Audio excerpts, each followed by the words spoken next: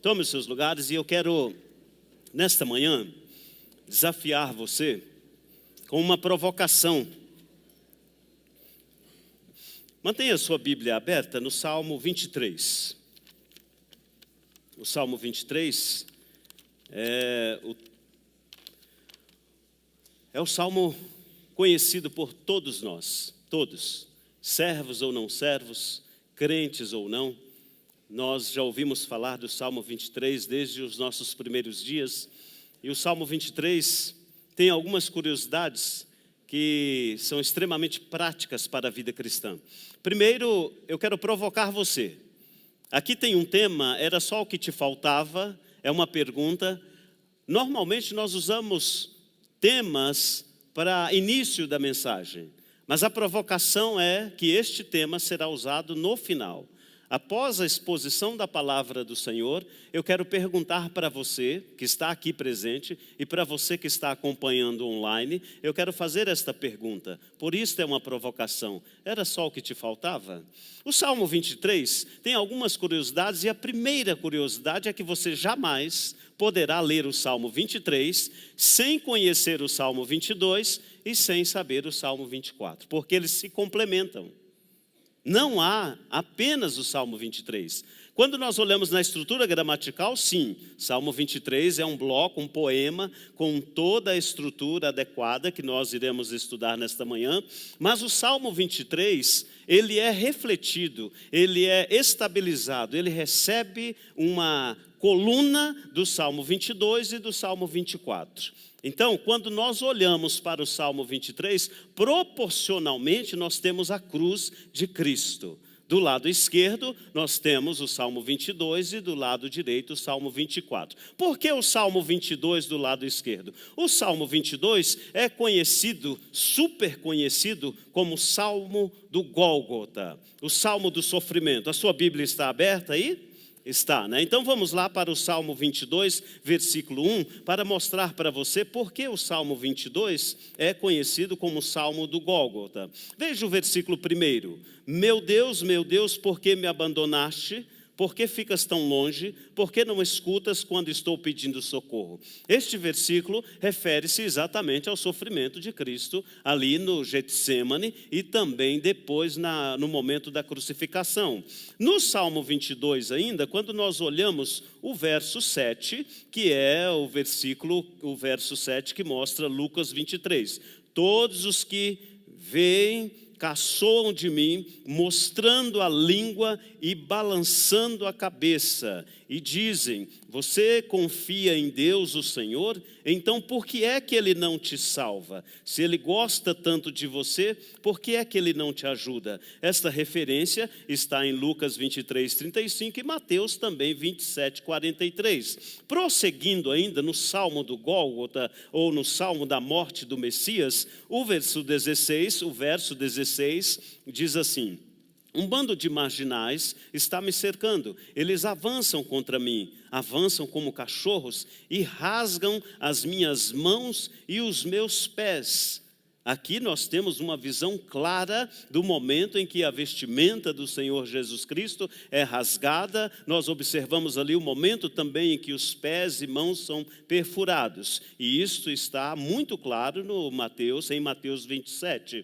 Mas no verso 18 do Salmo 22, nós temos aí, eles repartem entre si as minhas roupas e fazem sorteio da minha túnica. Isto está relatado de forma muito concisa em João, em capítulo 19, versículo 24. Mas o Salmo 22 é exatamente a referência do Gólgota e da morte do Messias por 7 razões.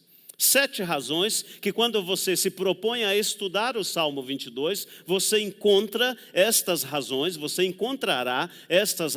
neste Salmo, que irá solidificar, dar base para o Salmo 23. Qual é a primeira razão? A primeira razão é exatamente a dor e a agonia de Jesus Cristo no Getsêmani. Nós sabemos muito bem isto, e Lucas relata isto com muita clareza no capítulo 22. A segunda razão deste salmo é a dor e agonia pela injusta condenação, conforme o evangelista João, no capítulo 19, relata. Jesus Cristo foi injustamente condenado, e ao olharmos os pormenores deste julgamento, entendemos claramente que não houve nenhuma justiça e nenhuma verdade nos tribunais que condenaram a Jesus Cristo. A terceira razão pela qual este salmo é o salmo do Gólgota é a dor e agonia pela tortura do seu corpo, conforme Mateus 27. Nós todos sabemos que o corpo do Senhor Jesus Cristo foi dilacerado, foi sofrido. Eles sofreram agonia, sofreram uma perseguição física muito tensa. A quarta razão pela qual este salmo refere-se ao salmo do Gólgota é a dor e agonia pela coroação de espinhos, conforme Marcos 15. A quinta razão é a dor e agonia pelo peso da cruz carregado em suas costas. Esta cruz, este madeiro, que era o madeiro principal, tinha mais ou menos entre 40 a 45 quilos. E Jesus sofreu ali na Via Dolorosa carregando todo este peso, e isto refletirá exatamente no Salmo 23. A quinta razão, a sexta razão pela qual este salmo é o salmo do Gólgota é porque ele expressa a agonia pelas 3 quedas que Jesus Cristo experimentou ali no caminho do Gólgota, e quem relata isto é o profeta Isaías no capítulo 56 e João no capítulo 8, e quando nós paramos para estudar detalhadamente cada queda, cada fase, pelo peso da cruz, representa uma característica extraordinária do bom pastor do Salmo 23. Mas a última razão é a dor e a agonia pela morte de Cristo. Os pés e as mãos, as túnicas, todas foram dilaceradas por amor de uma igreja que futuramente nós poderíamos nomear Igreja de Cristo, Igreja Batista de Santo André. Ou seja, o Salmo 23 tem um prelúdio, e o prelúdio é o prelúdio deste sofrimento, do ministério de Jesus, dos últimos dias de Jesus. E o Salmo 24 fala de glorificação, mas o Salmo 24 eu usarei como conclusão desta mensagem. Vamos então ao Salmo 23. O Salmo 23, se a sua Bíblia está aberta, você com certeza irá perceber que começa com um tetagrama. O que diz aí? Coloca aí na tela, por favor, o Salmo 23, versículo 1.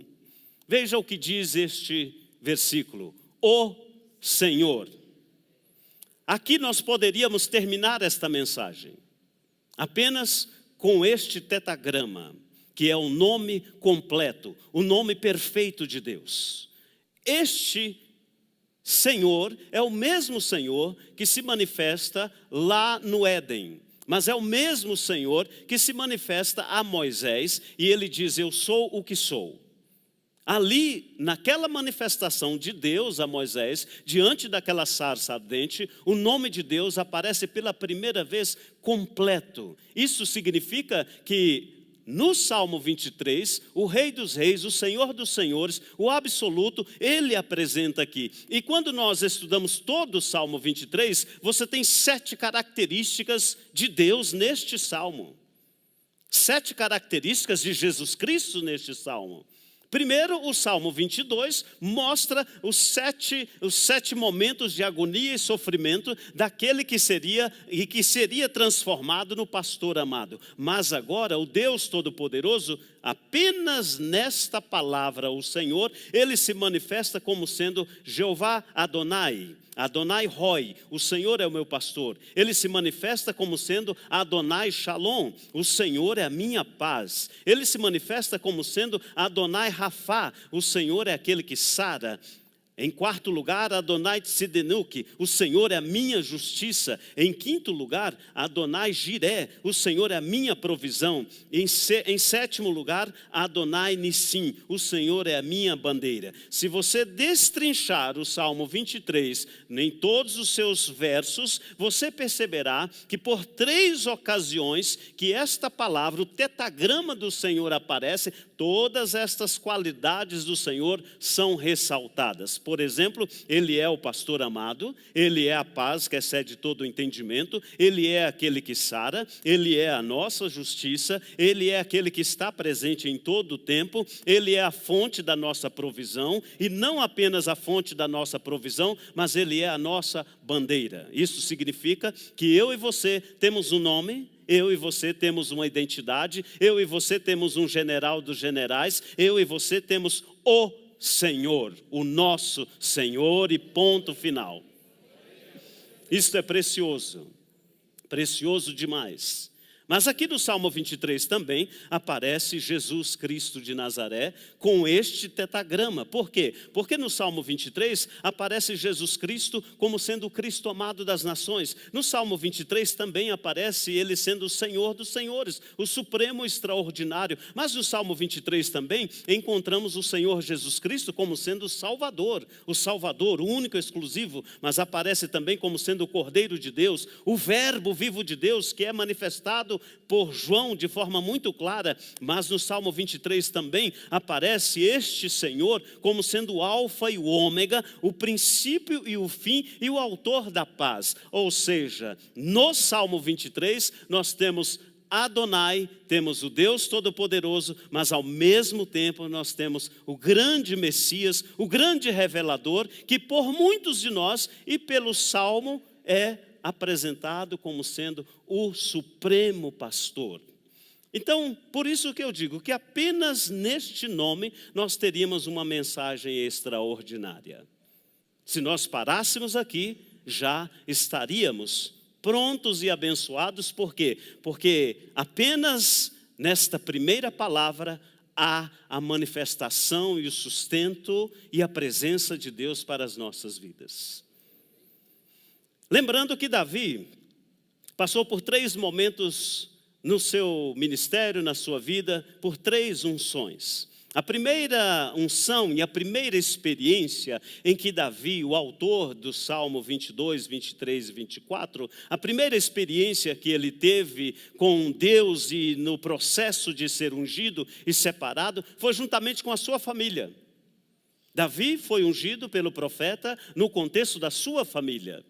E é importante lembrar que hoje não há nada diferente desta situação. Eu e você começamos o exercício do nosso ministério dentro da nossa família, direcionado por um pastor. O pastor começa a pastorear dentro da nossa família. A segunda unção de Davi foi ungido diante de Judá, que era apenas uma tribo. O Senhor Deus Todo-Poderoso, o nosso pastor amado, Ele nos guia diante da sociedade, no seu dia a dia, no seu contexto, no seu cotidiano, no seu trabalho, na sua faculdade, no seu negócio, nos seus investimentos. Onde você estiver, lá estará a unção de Deus sobre a sua vida, com você, porque o Senhor tem esta graciosidade de nos ungir em todo o tempo. E em terceiro momento, Davi foi ungido diante de toda Israel. Agora Davi assume o comando. Davi, de fato, assume o reinado de toda Israel. Onde este salmo foi escrito? Foi escrito na segunda situação em que Davi foi ungido diante da sua tribo, diante do seu povo. Não mais na primeira fase da sua família, mas respeitando muito bem o chamado para a sua família. Na segunda situação, diante de toda a tribo e agora diante da nação. Então, 1000 anos depois, aparece o grande Messias, o pastor amado. E aí a continuação do versículo 1, o Senhor é o meu pastor. E aqui algo nos chama a atenção, e é por isso que eu trouxe isto aqui. Por quê? Porque aqui, entre o Senhor e é o meu pastor, o sujeito da frase está oculto. Quem está falando isso? É uma ovelha? É um servo? É um rei? O texto não apresenta inicialmente, e existe um propósito em não apresentar o sujeito que está sendo abençoado por estas palavras. E é isto que eu quero que você compreenda. Por quê? Porque isto tem absolutamente tudo a ver com o seu cristianismo, com a sua vida cristã. Isto que eu vou mostrar agora tem absolutamente tudo a ver com a cruz de Cristo. E é lá onde nós nos escondemos. E eu quero provar isso para você de forma muito simples e quero que você me ajude e entenda o que eu vou mostrar para você.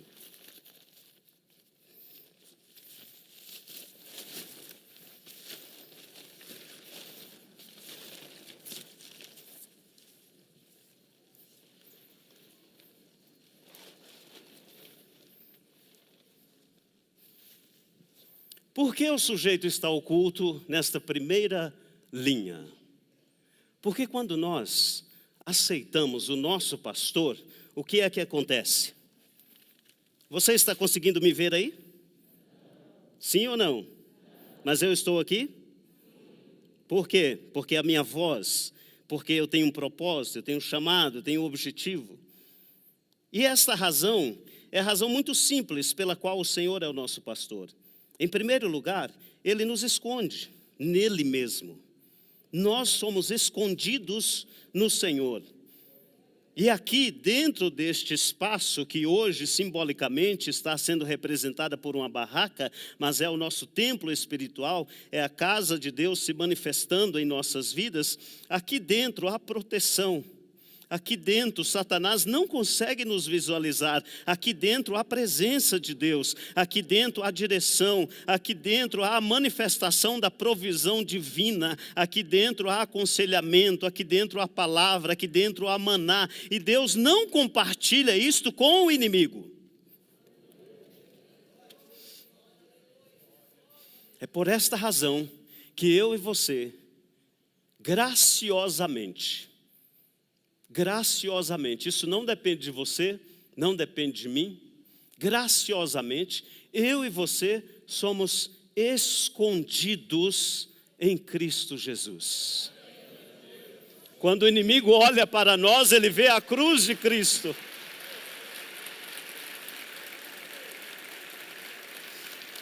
Quando o inimigo olha para você, ele vê a cruz de Cristo, ele vê o Cristo da cruz. Ele não sabe quem é você, ele não pode chegar e atingir você, porque eu e você estamos escondidos no Senhor. Mas não apenas escondidos. Veja o que diz aí a próxima linha. Nada me faltará. Meus irmãos e irmãs, venhamos e convenhamos, quando nós estamos em Cristo Jesus, absolutamente nada nos faltará. Nada. E isto é um estilo de vida cristã. Por quê? Porque escondidos no Senhor, a provisão, ela é real, ela é certeira. A provisão, ela literalmente nos atende naquilo que de fato nós precisamos.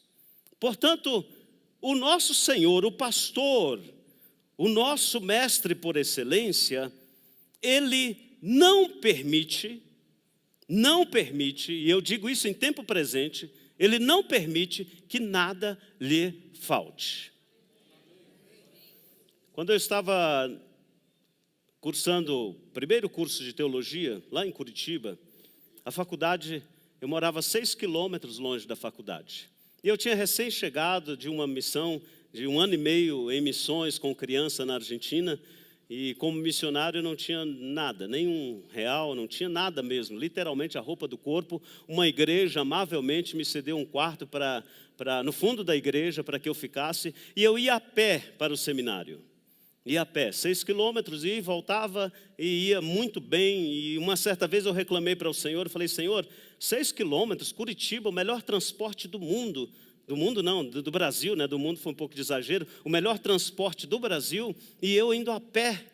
E o Espírito Santo disse para mim: Edmar, olhe para baixo. Eu olhei para baixo, e o Espírito Santo disse assim: eu te dei essas pernas lindas, maravilhosas, fortes.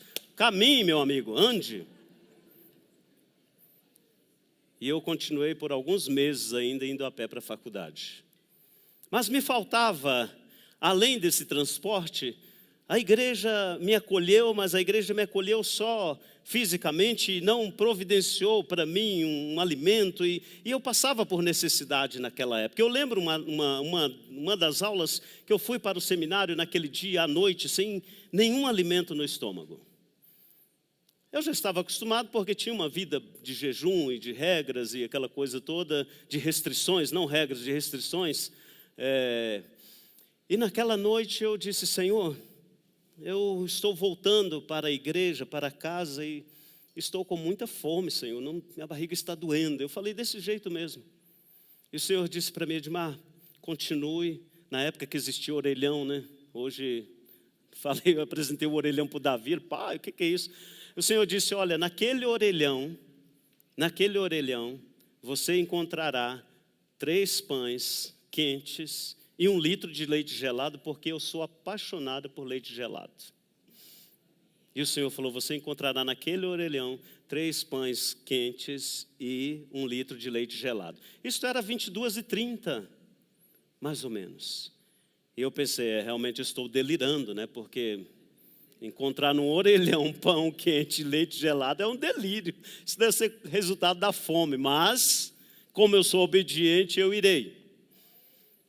E pasmem vocês, quando cheguei naquele orelhão, estavam os pães, morno e um saco de leite gelado ali, como provisão divina. É desta provisão, é deste tipo de provisão que eu estou dizendo para você. É a provisão no tempo certo, no tempo hábil.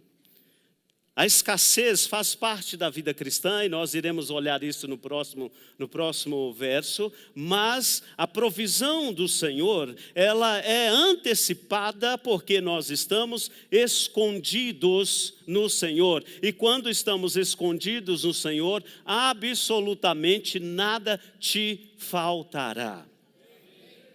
Pode não sobrar, mas pode sobrar também. Pode sobrar, o Senhor já me deu a oportunidade de ir em lugares maravilhosos. Em Boston, por exemplo, tem uma área lá de Boston, de uns restaurantes chiquérrimos, de lobster, aquelas comidas caríssimas, e o Senhor me levou naquele lugar. Mas quando eu estava lá, o Senhor me fez lembrar do pão e falou: eu sou a provisão na escassez, mas eu também sou a provisão na abundância, e louvado seja o nome do Senhor. Louvado seja o nome do Senhor. Andando a pé, nunca reclamei, porque eu soube que o Senhor era a minha provisão. Hoje, pela graça de Deus, o Senhor faz com que eu sempre gostei de andar a pé, mas hoje tem outras possibilidades. A provisão do Senhor, ela é real, ela é extraordinária. O versículo 2 diz assim, aliás, o verso 2: e me leva às águas tranquilas. E para isso eu quero chamar a sua atenção para esta tela que está aqui. A maioria de nós pensamos o seguinte: que o verdes pastos e as águas tranquilas é um lugar maravilhoso, é um lugar preciosíssimo. Na realidade, o contexto em que o salmista menciona de verdes pastos e águas tranquilas e provisão divina é exatamente este aí. Uma situação e uma localização geográfica de deserto. Hoje, na escola bíblica dominical, nós aprendemos que o deserto, queiram ou não, aceite você ou não, o deserto, para a minha vida e para a sua vida, e o deserto não significa pobreza, o deserto não significa ausência de provisão, mas o deserto é, e sempre foi, e sempre será, a escola de Deus para o servo de Deus. Porque aqui, neste deserto, é que o pastor se manifesta. Aqui não falta o alimento para esta ovelha. Aqui não falta alimento para o servo. E é exatamente aqui neste deserto que nós encontramos pastos verdejantes. Existe um contraste muito grande entre encontrar pastos verdejantes no deserto e encontrar pastos verdejantes no norte da Espanha, que é um lugar apropriado para criar ovelhas.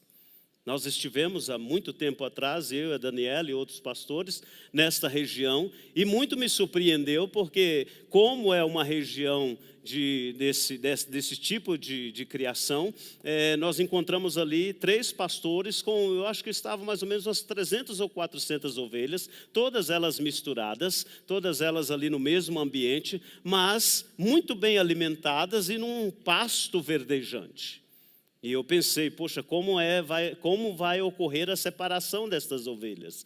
Um pastor deu um silvo longo, saiu e as ovelhas dele saíram. O outro pastor deu outro apito, as ovelhas deles o seguiram. Mas o fato que eu quero focar aqui é que o Senhor, o nosso provedor, este pastor, este Senhor que se manifesta na sua totalidade como sendo o nosso pastor, a nossa paz, o que sara, a nossa justiça, o que está aqui, a nossa provisão e a nossa bandeira, este Senhor irá sempre prover na sua vida neste momento que aparentemente é um momento de escassez. Aparentemente, porque não é. Não é. Veja a próxima tela aí. Outro exemplo aqui, esta tela nós iremos voltar nela um pouquinho mais, mas aqui fala do vale da sombra da morte. Mas vamos voltar nela um pouquinho mais. A próxima tela, por favor. Esta tela. Aqui nós já temos o pasto verdejante. Mas no pasto verdejante proposto por esta fotografia, nós temos também o vale da morte e nós temos também a ovelha seguindo um único caminho, seguindo a voz do pastor. Ou seja, uma travessia complicada, uma travessia que requer atenção, uma travessia que requer cuidado, uma travessia que requer sensibilidade para ouvir a voz do pastor, até porque até agora o sujeito deste salmo é uma ovelha. Então até aqui tudo parece tranquilo, e aí vem o verso 2, que já aponta para um outro sujeito do salmo. Mas antes do verso 3, eu quero que você leia comigo Apocalipse 7:17, para fecharmos este bloco de que eu e você, sim, estamos escondidos no Senhor e que sim, somos ovelhas do Senhor e sim, recebemos e temos o cuidado de Deus. O que diz aí Apocalipse 7:17? Coloca aí na tela, por favor. Depois disso vi nos 4 cantos do mundo 4 anjos em pé. Eles estavam segurando os 4 ventos da terra, a fim de que nenhum vento soprasse sobre ele, nem sobre o mar, nem sobre nenhuma árvore. Eu acho que eu falei a versão errada. 7:17? É isso? Então eu falei o versículo errado. Porque em Apocalipse, eu acho que é capítulo 7, fala que nós somos ovelhas do Senhor. 17, né? Obrigado, pastora. Nós somos ovelhas do Senhor. E nós é a Igreja Batista Central. Nós, hoje, o tempo presente, nós somos ovelhas do Senhor. E é interessante porque a ovelha não aceita troca de proprietário. Você sabia disso? A ovelha não aceita troca de proprietário. Não é possível vender uma ovelha a não ser para o matadouro. A ovelha não atende à voz de outro pastor, a não ser o pastor que cuidou dela. A ovelha não tem habilidade para suprimento. A ovelha depende, nós dependemos do Senhor. A ovelha não possui habilidade de cura. E nós também dependemos do Senhor para curar a nossa alma, curar o nosso corpo físico, curar o nosso espírito. Dependemos da unção do Senhor para que estejamos saudáveis. A ovelha não possui proteção, nem física, obviamente. A ovelha não tem proteção espiritual, mas simbolicamente, a igreja do Senhor Jesus Cristo, se nós não estivermos escondidos no Senhor, a própria palavra diz que nós seríamos consumidos. E o apóstolo Paulo deixa isso muito claro. Consumir é o ato de ser corrosivo.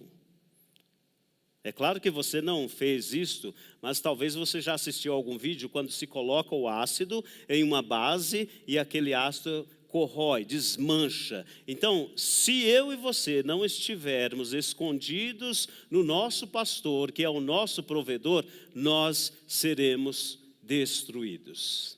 E isto é fato. é fato, é real. A batalha espiritual, ela existe e ela é séria. Jesus deixa isto muito claro, como sendo nosso pastor. Ele nos adverte que o inimigo da nossa alma, o seu inimigo, o meu inimigo, ele tem um único propósito em 3 facetas, que é matar, roubar e destruir, ou destruir, roubar e matar.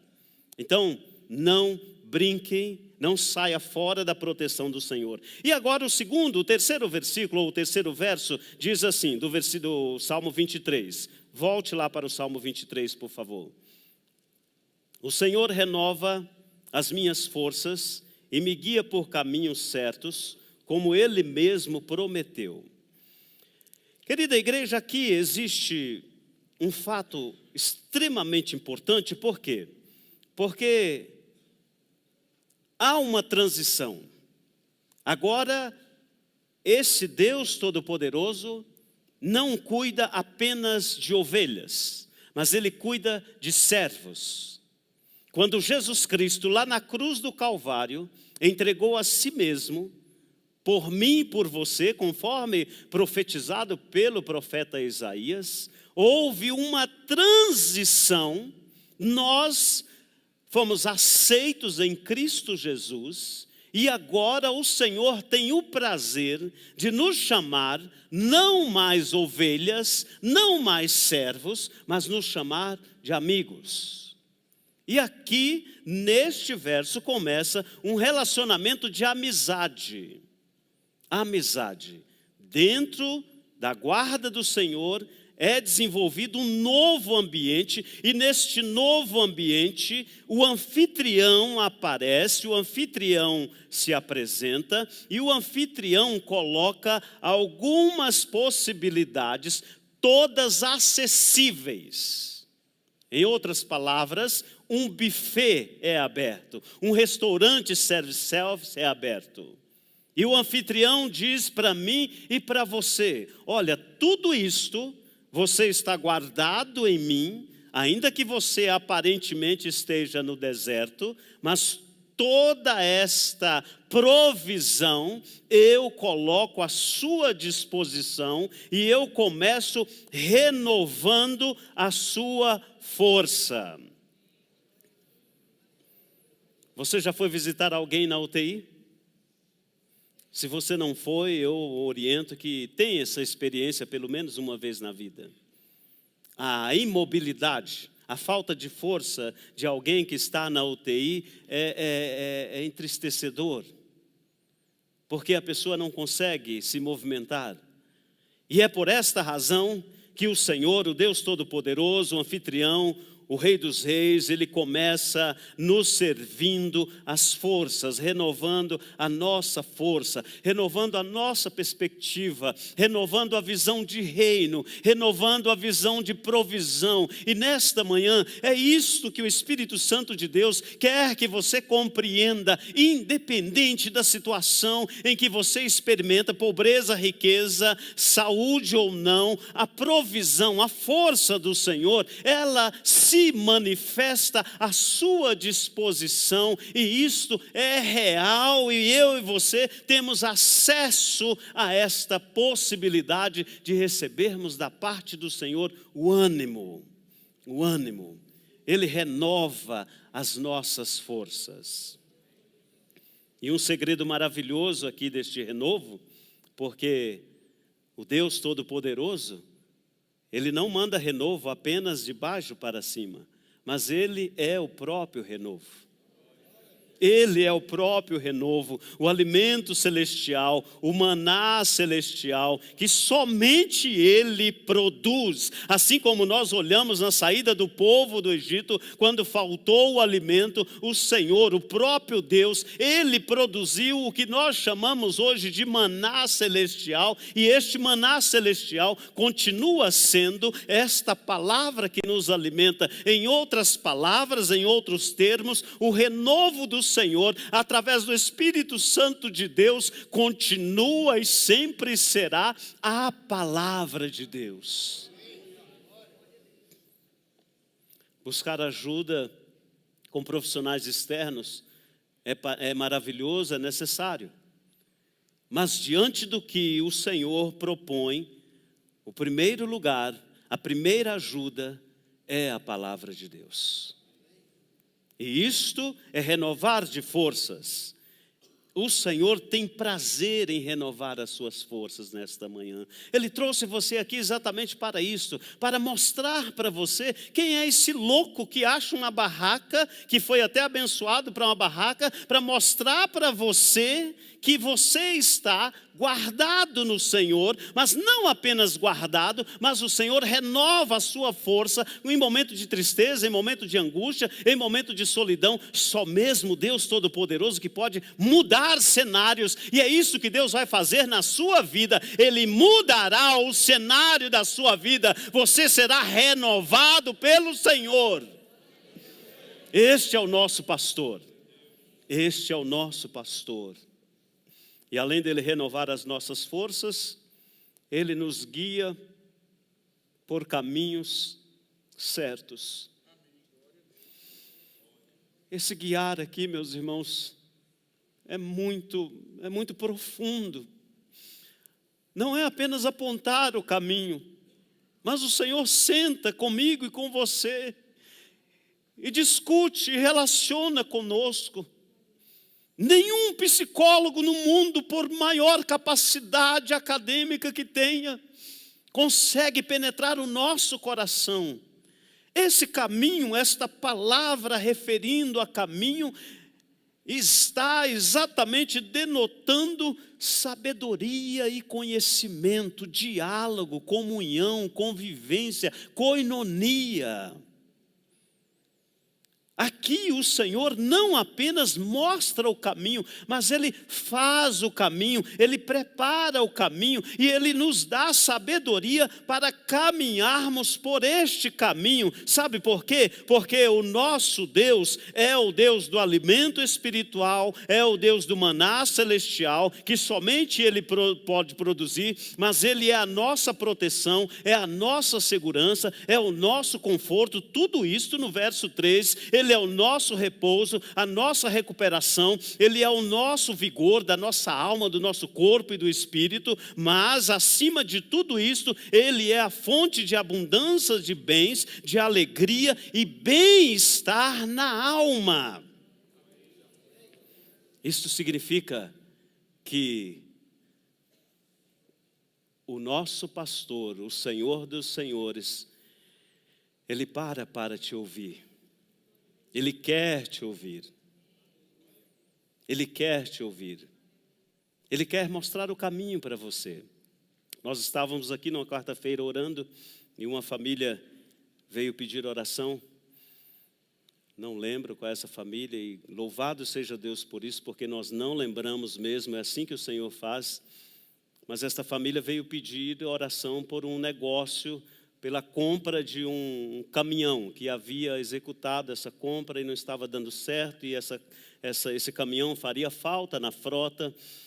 E quando eu comecei a orar, o Senhor me mostrou o chassi do caminhão sendo adulterado, e eu falei: Jesus, o que é isso, né? Eu não falei para a família de forma nenhuma, mas falei: olha, Deus está dando livramento, só agradeça a Deus, fale com Ele, agradeça e deixa isso para lá.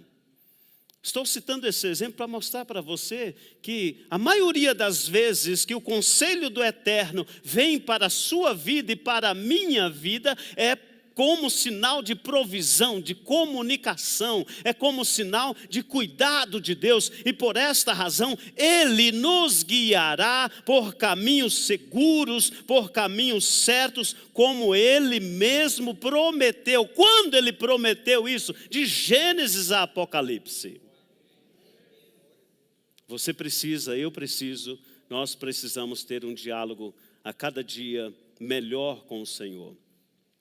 O Senhor renova as nossas forças, Ele nos guia pelos caminhos, pelas trilhas da sabedoria, como Ele mesmo prometeu, mas continua o verso 4, ainda que eu, quem sou eu aqui? É o servo, não é mais a ovelha, é o servo. Somos nós, amigos de Jesus, ainda que nós venhamos andar por um vale escuro, como a morte, e não na morte, como a morte. E aí eu quero voltar àquela tela lá, que este vale aí pelo salmista, ela representa exatamente este vale aqui.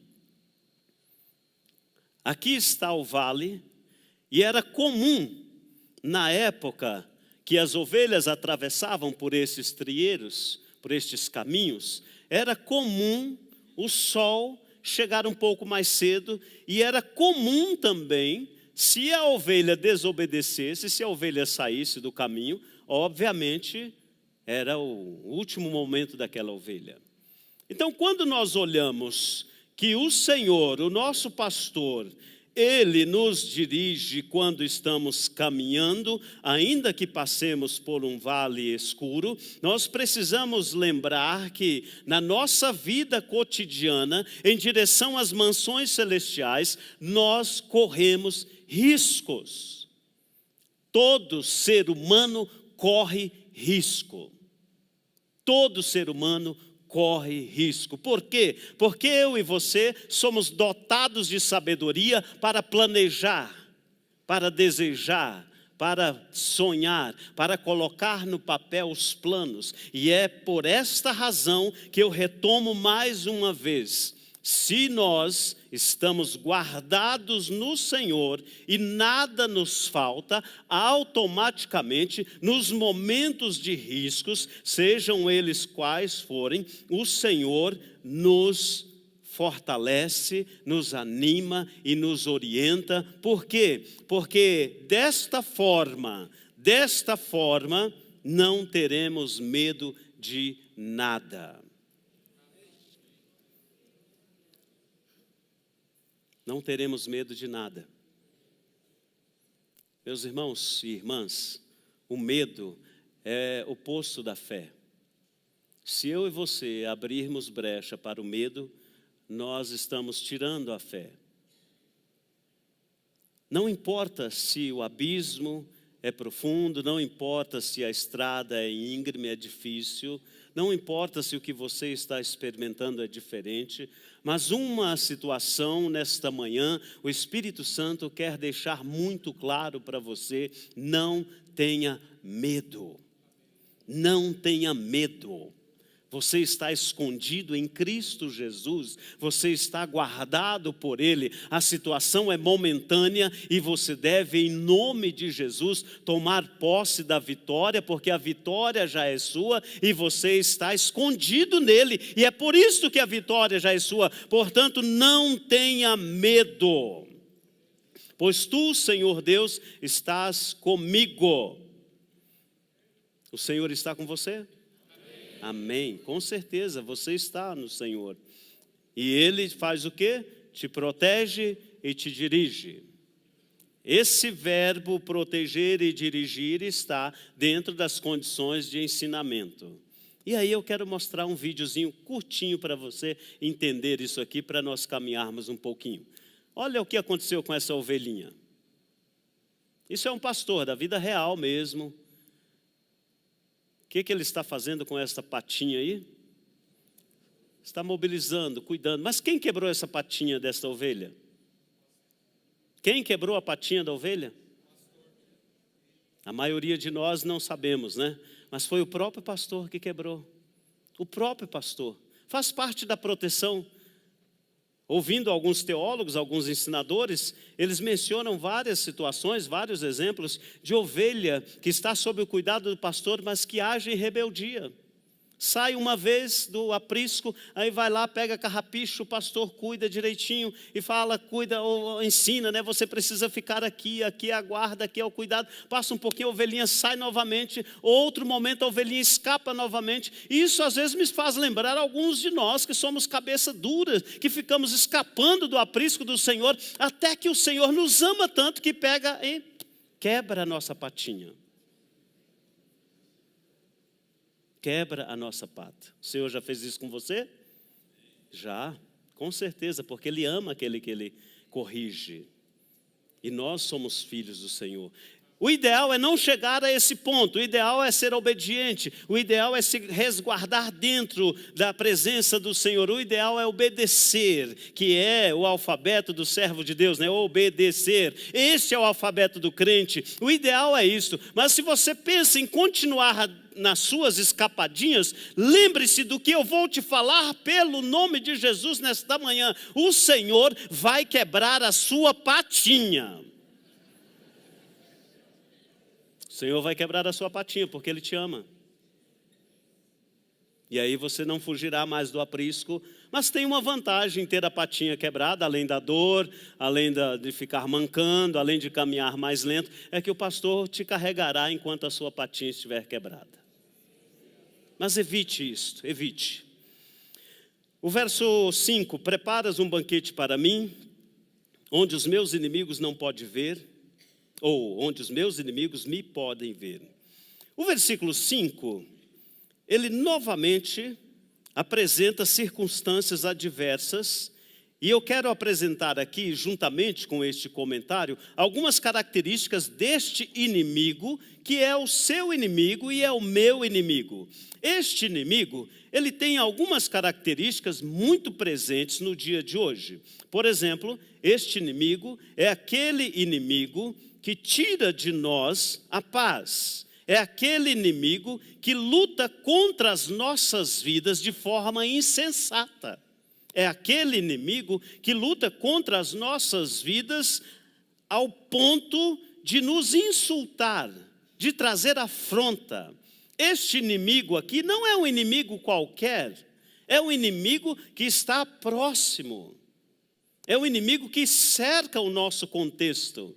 Mas o que é que o Senhor faz? O Senhor prepara a mesa que eu mencionei anteriormente, os elementos ofertados pelo anfitrião. Ele prepara o alimento espiritual, ele prepara o maná do céu, ele prepara proteção, segurança, conforto, repouso, recuperação. Ele prepara abundância de bens, alegria no coração e bem-estar na presença deste inimigo. E sabe qual é o conselho para mim e para você nesta manhã? Não seja inimigo de um servo de Deus, porque se você desejar que ele caia, o Senhor o levantará na sua frente. Se você desejar que ele não vá bem, o Senhor o fará prosperar na sua frente. Se você desejar que alguma coisa dê mal para ele, o Senhor transformará o contexto e fará com que você veja o bem do Senhor na vida desta pessoa. Portanto, amemos uns aos outros como o Senhor nos amou. Vamos desejar o bem, a alegria para todos, porque quando assim fazemos esta mesa, nós somos recebidos como convidado especial. E aí o Senhor nos recebe como convidado de honra, cuida do nosso corpo e enche o copo da alegria até derramar. E isto é impressionante, por quê? Porque quando falamos de bondade do Senhor, enquanto eu viver, nós temos aqui o contexto de casa de Deus. A bondade do Senhor se manifesta em todo o tempo, mas é na casa do Senhor, é na comunhão, na koinonia, na convivência presencial e não online, é na convivência que esta alegria se manifesta. É nesta convivência, é sentir um ao outro, é olhar o sorriso do Josias, é olhar o sorriso do Sena, é ver o pastor Dilson, é sentir o Kleber, é sentir a alegria um do outro, que esta manifestação da alegria do Senhor, ela transborda, transborda, transborda, e nós, meus irmãos, somos edificados, porque o Espírito Santo de Deus faz com que isto aconteça. Então o Salmo 23 não é apenas um salmo qualquer, mas é a história da nossa vida, e certamente nós moraremos nesta casa, que é a casa física, que é a igreja, enquanto aqui estivermos. Mas aí entra o Salmo 24. Salmo 24 continua o Salmo 23. Tudo isso que nós experimentamos no Salmo 23 é apenas um sinal para o Salmo 24. Por quê? Porque o Salmo 24 fala da glorificação. O Salmo 24 fala do arrebatamento. O Salmo 24 fala das portas dos céus que irão se abrir para nos receber. O Salmo 24 fala do último toque da trombeta que soará e nós iremos com ele. O Salmo 24, ele é validado pelos pais apostólicos que impressionantemente dedicaram tempo estudando, por exemplo, Agostinho, Justino, Irineu, Tertuliano. E nós estamos falando aí de 100 a 300 anos da história da igreja primitiva, lá no início. Estes homens estudiosos dedicaram tempo a este salmo, mostrando e revelando que a ascensão do Messias, como continuidade da casa de Deus, ela com certeza é real e verdadeira, e eles afirmam que este domínio universal, que é exclusivo de Deus, mais uma vez se manifestará, e agora se manifestará não apenas com o povo de Israel, mas se manifestará com uma igreja lavada e remida no corpo do sangue do Senhor Jesus Cristo, que somos nós. Então, por esta razão, o Salmo 24 não pode deixar este contexto, você não pode ler o Salmo 24 sem observar o Salmo 23 e o Salmo 22. E eu volto agora para a provocação para encerrarmos. O que é que te falta? Ou seja, era só o que te faltava. O que é que te falta? O que é que te falta nesta manhã para que você possa entender novamente que você está guardado, coberto pelas mãos do Senhor?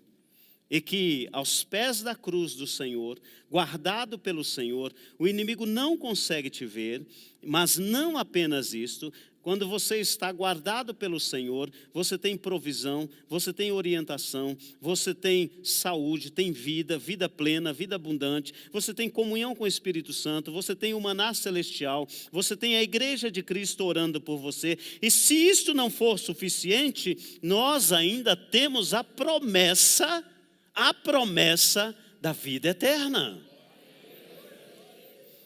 Esta é a nossa segurança. Nós estamos seguros de que breve, muito breve, a trombeta há de soar e nós iremos. Nós iremos, irmãos. Nós iremos, isto não há dúvida, não há nenhum resquício, nenhuma sombra de dúvida que se a trombeta soar agora, esta igreja ficará vazia. Ficará vazia, sabe por quê? Porque nós estamos escondidos em Cristo Jesus. E esta é a provocação que eu quero fazer com você. Você tem certeza de tudo isto que foi ministrado aqui nesta manhã? Você está de fato escondido no Senhor? Você pode ler o Salmo 23 não apenas como o pastor, mas você pode declarar, dizer de forma muito segura: o Senhor é o meu pastor, absolutamente nada me faltará, e Ele me faz descansar em pastos verdes, ainda que eu esteja num deserto, ainda que eu esteja passando por uma luta momentânea, ainda que eu não entenda o contexto, mas com certeza o Senhor me conduz em sabedoria, em mansidão, e Ele me leva às águas tranquilas. Você pode dizer nesta manhã que o Senhor é aquele que renova as suas forças, e não apenas as forças físicas, mas as forças emocionais. O Senhor é aquele que tira você daquilo que hoje comumente nós chamamos de depressão. O Senhor é aquele que te dá o caminho certo. É Ele quem tem essa promessa para você. Ainda que você ande pelo vale da sombra da morte, sabe de uma coisa? O Senhor está com você e Ele te protege e te dirige. O Senhor prepara um banquete para você.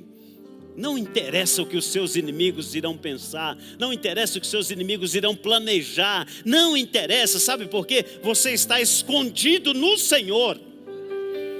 E não é só inimigo da nossa alma, mas é o inimigo que está ao nosso lado, aquele inimigo que está no nosso trabalho, na nossa escola, no nosso cotidiano social. Não interessa, foque no Senhor Jesus, porque Ele é o que te guarda e Ele prepara um banquete para você. É Ele quem te faz isto. E certamente a bondade do amor do Senhor permanecerá conosco enquanto nós vivermos. E na tua casa física, temporária e eterna, nós moraremos para sempre. Você tem certeza disto? Eu quero pedir que a igreja fique de pé e nós ouviremos a estrofe desta canção. E enquanto os nossos servos louvam ao Senhor, você virá aqui à frente, você que ainda não tem certeza deste Senhor como pastor.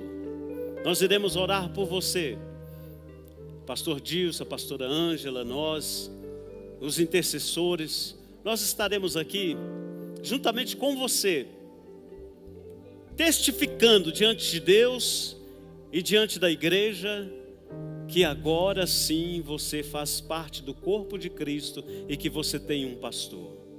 Então, enquanto o louvor acontece, você vem aqui à frente, você que ainda não aceitou a Jesus Cristo, você que está um pouco afastado, você que está distanciado, vem aqui à frente e nós iremos orar por você. E depois desta oração, nós iremos orar também por enfermos, orar pela sua saúde, derramar o bálsamo do Senhor na sua vida. Vamos lá, não perca tempo.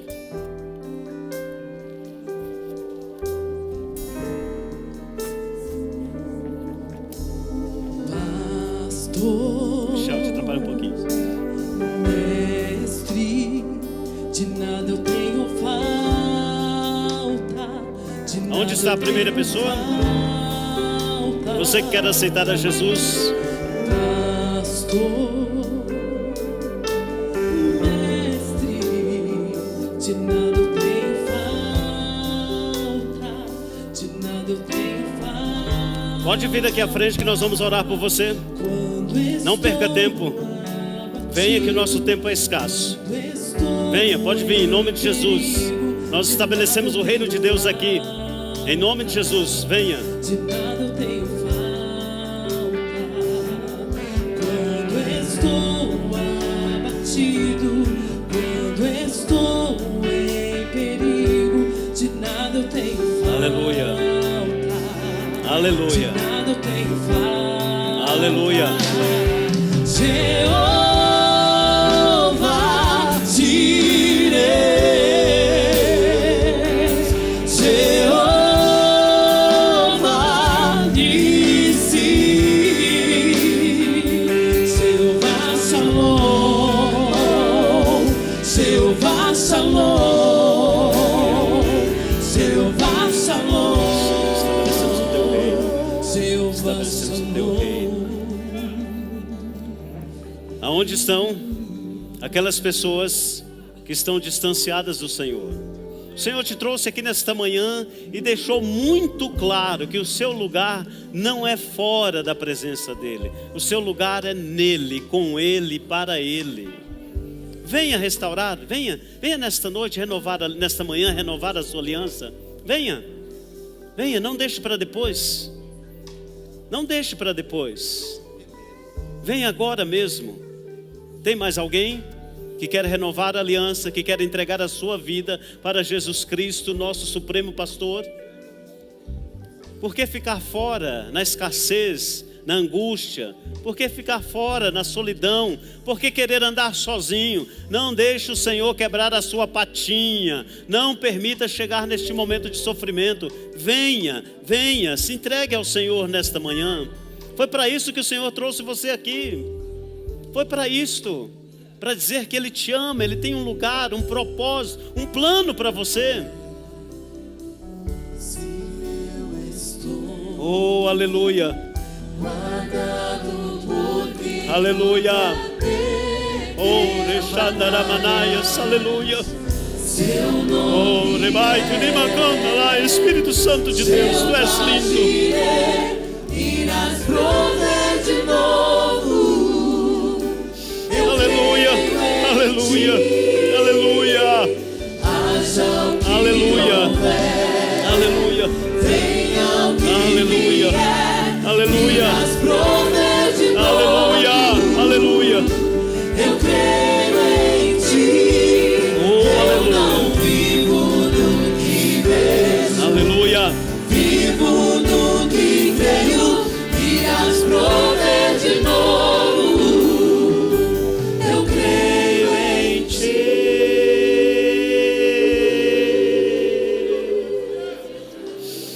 Glória a Deus, aleluia,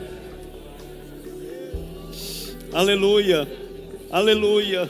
Oh, meus irmãos, é o mover do Espírito Santo de Deus. Hoje o Senhor abre as portas e recebe você com muito amor e carinho. Hoje o Senhor diz para você: filho meu, filha minha, venha, venha, venha, venha. Eu tenho um propósito, eu tenho um plano. Deixe todo o medo, deixe toda a solidão. Venha, venha. Vamos orar? Estenda as suas mãos aqui para frente. Essas pessoas que aqui estão corajosamente vieram na presença do Senhor e se colocam à disposição, e você pode abençoar. Ore comigo. Pai querido, em nome de Jesus, nós celebramos a Ti, Senhor, por este alimento dos céus para o nosso coração.